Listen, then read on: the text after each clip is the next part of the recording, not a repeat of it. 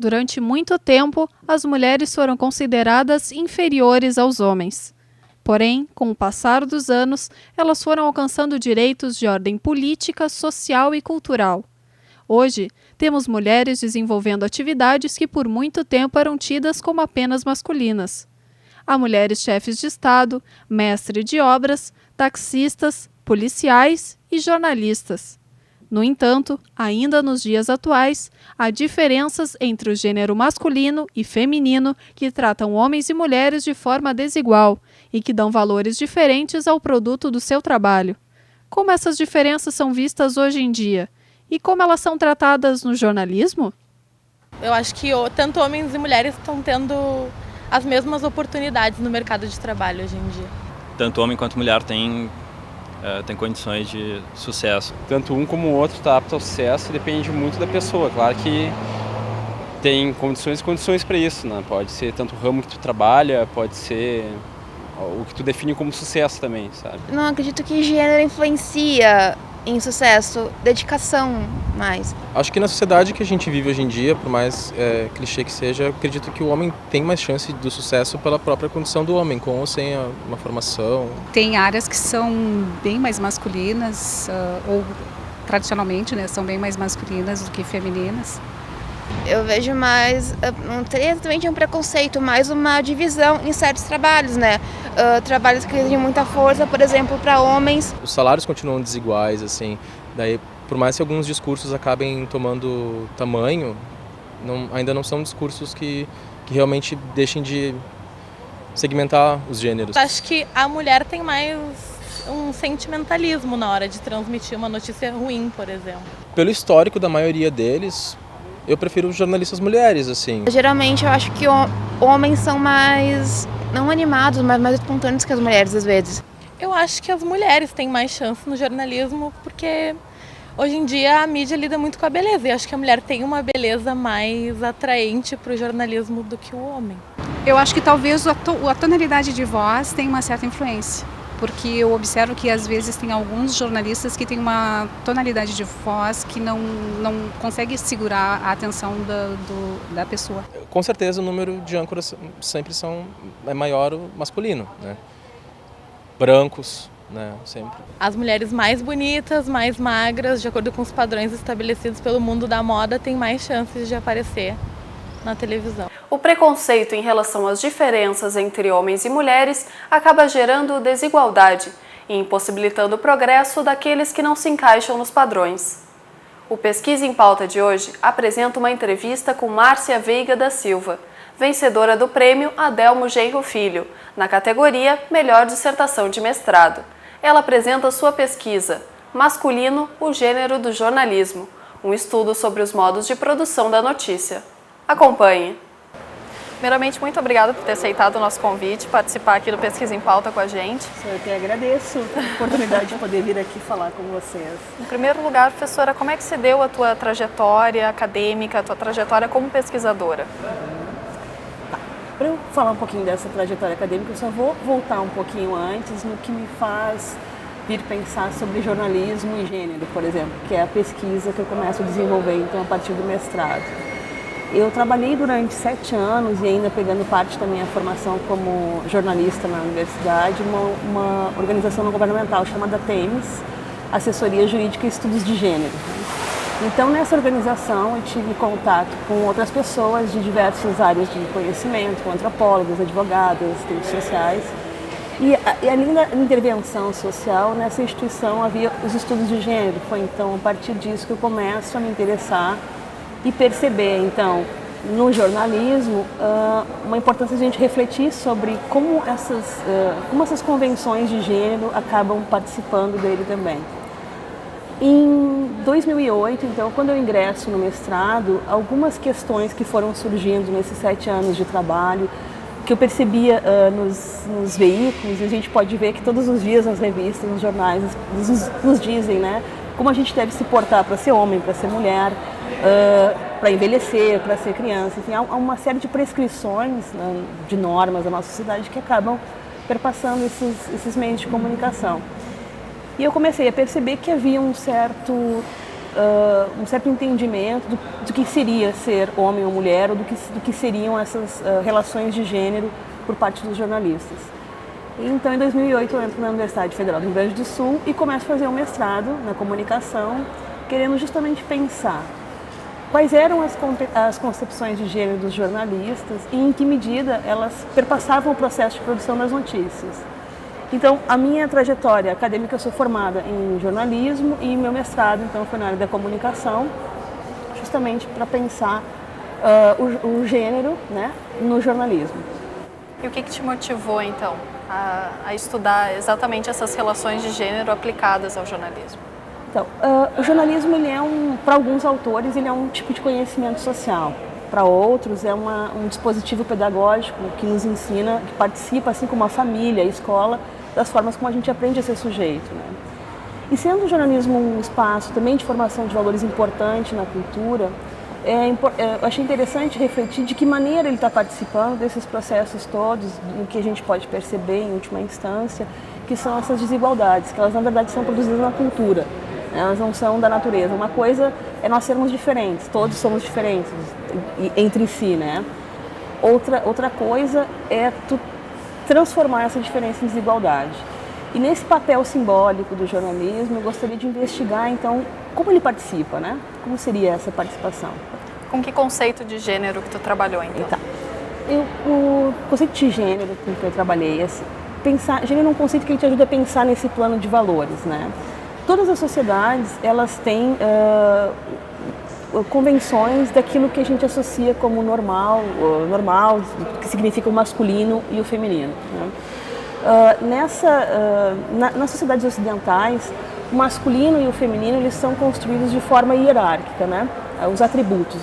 Não só a relação entre homens e mulheres, mas sim aquilo que nós decidimos sobre que a gente relaciona com o masculino e com o feminino de uma forma geral, porque todas as coisas do mundo, elas possuem gênero, um valor relativo a gênero. Para eu te dar um exemplo disso, quando a gente fala em masculino, em geral, a gente pensa em força, em competitividade, né? Seriam esses os atributos, né? Em contrapartida, o feminino seria uma sensibilidade ou uma fragilidade. Nós temos no campo da ciência, por exemplo, nós temos as chamadas as hard, né? As ciências hard. O que são? Seriam as ciências fortes, aquelas que são mais próximas do poder, as que têm mais prestígio. Do mesmo modo, no jornalismo nós temos as hard news, as chamadas hard news, e as soft news, né? E nessa escala de valores, é certo que as hard news, né, no caso do jornalismo, elas são as melhor valorizadas, aquelas que têm mais prestígio, as notícias que são as que mais interessam, né? É importante pensar que gênero, para além dos corpos das pessoas, ele é importante, todas as sociedades se constituem com valores relativos a gênero, mas isso tem implicações efetivas na vida das pessoas, né? Nós temos prescrições, desde que a gente nasce, quando se olha na ecografia é menino ou é menina, a partir dali se estabelece uma série de prescrições, de expectativas sobre qual seria o comportamento, né?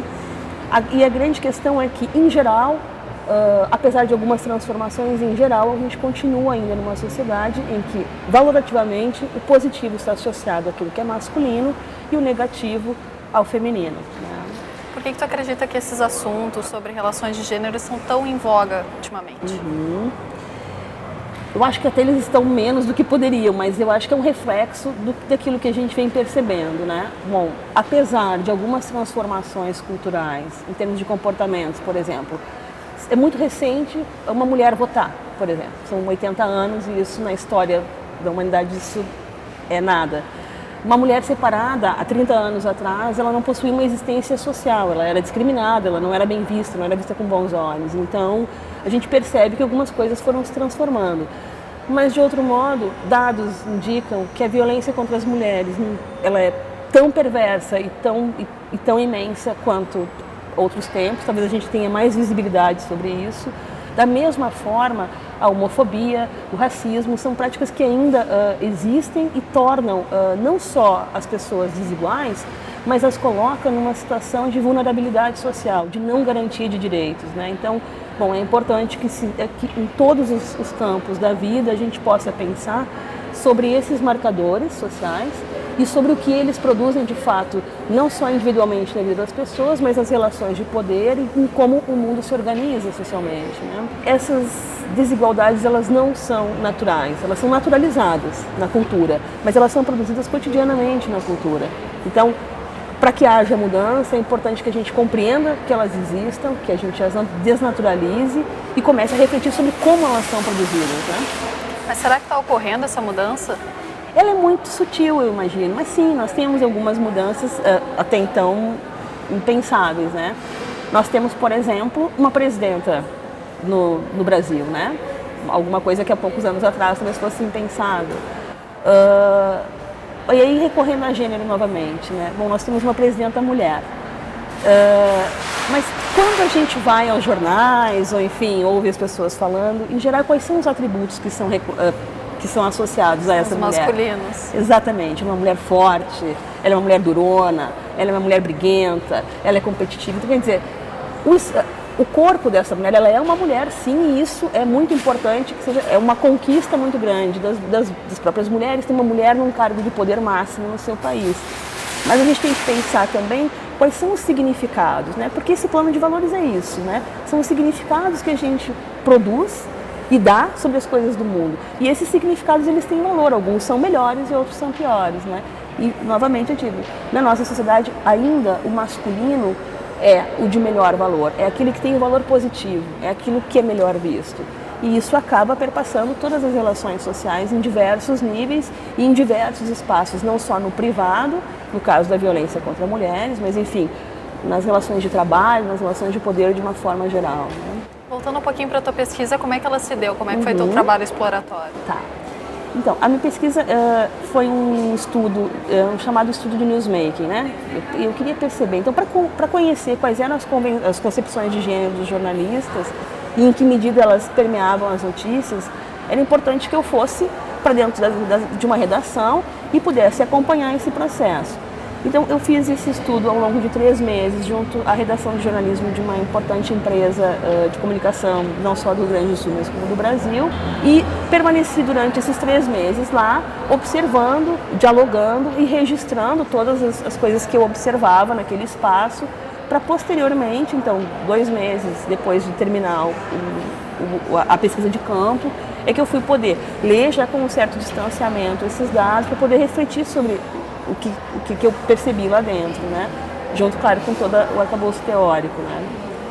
Quais foram os resultados que tu chegou e por que tu acredita que tu chegou a esses resultados? Certo. Bom, quando a gente vai para uma pesquisa, a gente vai com uma lente, né? Que seriam os óculos pelos quais a gente vai enxergar. Então, as lentes que me levaram a observar esse espaço, eles estiveram muito fundamentadas também em conceitos de gênero, entre outros da área da comunicação e do jornalismo.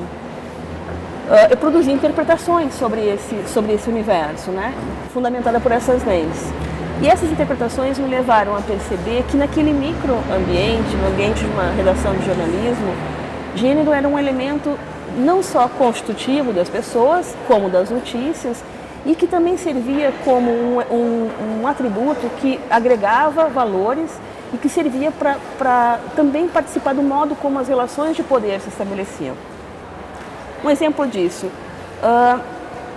nas relações entre os profissionais, havia uma clara percepção de que aqueles sujeitos que tivessem os atributos mais masculinos, eles eram privilegiados não só na escala de valores, mas também eram aqueles selecionados para fazer aquelas notícias, as hard news, né? As notícias de polícia, de política, de economia, né?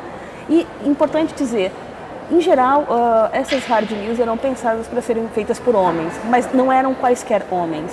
Esses homens, e isso eu ia percebendo nas conversas, nas reuniões de pauta, porque o que eu acompanhei foi todo o processo de produção, desde que surge uma pauta até ela se transformar numa notícia, que é um processo em televisão, por exemplo, imenso, com várias mãos e várias pessoas, né?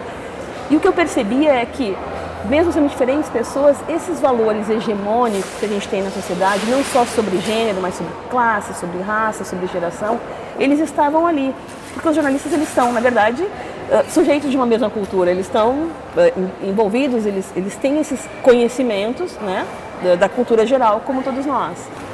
Todos esses valores que estavam são parte dos sujeitos que ali estavam e são valores da cultura, eles eram acionados inconscientemente no modo de produção das notícias. Ou seja, cada vez que os jornalistas olhavam para uma realidade, iam narrar esse outro, eles o faziam a partir desses valores, sem nenhum tipo de relativização, né? Eles tinham seus valores, nunca foram colocados em questão e partiam para olhar o outro a partir deles, né? Como que essas relações, então, elas interferem na construção da notícia diretamente, concretamente?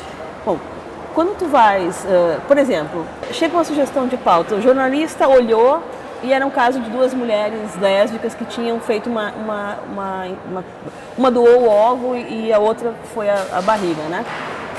Ele recebeu essa notícia, essa sugestão de pauta e disse, eu não gosto disso, e deletou. Então, bom, ali a gente tem uma sugestão de pauta que nem chegou a passar para os demais. Houve ali uma interferência de juízo de valor, que fez com que essa notícia, essa pauta não tivesse condições de virar notícia. E durante todo o processo, bom, cada um que vai colocando ali, tu já sais dali mais ou menos, muitas vezes, imaginando quem tu vai encontrar e o que tu pensa sobre isso, né? O problema é, tu não fazendo um movimento de te colocar em perspectiva, colocar as tuas verdades em perspectiva e poder ir ao encontro do outro e escutá-lo nas suas verdades, tu vai partir dos teus pressupostos e vai narrá-lo dessa maneira. Como? Tu vais cortar determinadas coisas, tu vai decidir se determinadas pessoas participam ou não, tu vais procurar fontes que te digam aquilo que te faz sentido, aquilo que tu acha que é verdade, tu vais atrás daquilo que vai fazer sentido para ti também. O jornalista, ele é uma pessoa, produz sentidos, ele é membro dessa cultura e em não ter essa relativização, ele vai certamente partir desses valores para olhar para o outro. A gente entende a notícia como uma construção, que ela participa dessa construção social da realidade, né? E essa construção é feita através da linguagem, através das escolhas que a gente vai fazer na hora de construir um texto. A gente vai colocar, talvez não claramente adjetivos, mas a gente vai construir todo o processo de acordo com aquilo que a gente entende por normal, certo, legítimo ou errado, né?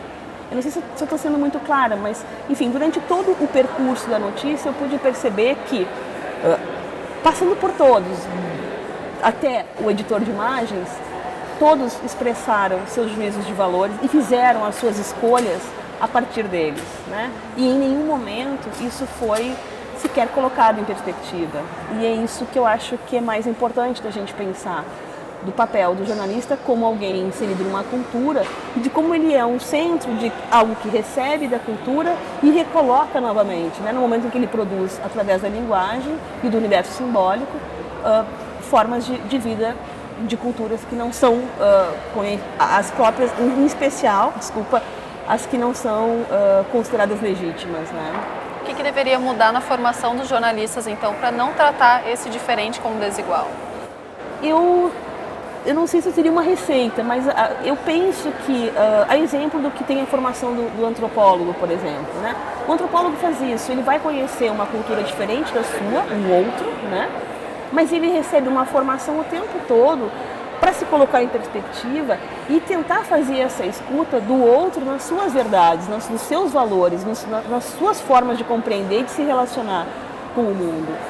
Talvez se o jornalista pudesse, na sua formação, receber esse tipo de formação, né, esse tipo de possibilidade de perceber, desnaturalizar algumas coisas, perceber como as coisas do mundo funcionam, que essas coisas não estão aí à toa, elas são produzidas historicamente em lugares de poder e de saber, que vão nos dizendo de que forma as coisas devem ser. Então, acho que talvez investindo na formação do jornalista, numa possibilidade de um exercício de alteridade, talvez houvesse mais escuta e novas possibilidades narrativas sobre esse outro e sobre essa mesma realidade, né? De que maneira essas relações de gênero influenciam no trabalho das pessoas mesmo, essa formação, e como é que ela contribui ou interfere nesse processo?